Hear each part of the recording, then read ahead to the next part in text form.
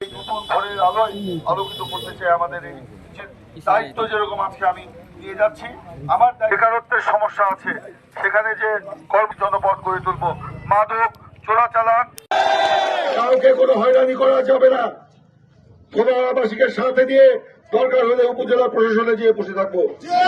হয়রানি করা যাবে না, এবং হয়রানি করলে তার দাঁত ভাঙা জবাব আমরা দেবো। আমরা নির্বাচন হচ্ছে 12 তারিখে, শান্তিপূর্ণভাবে নির্বাচন করতে চাই।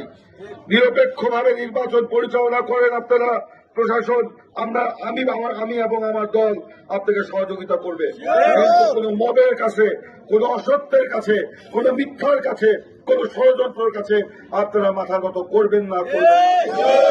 আমি বক্তব্য শেষ করছি। ইনশাল্লাহ আপনারা আমার জন্য দোয়া করবেন।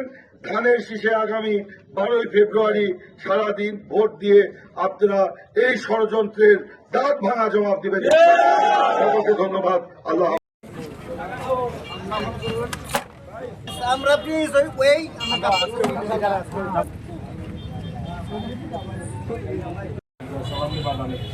ভাই এই পদটা কয়টা আছে?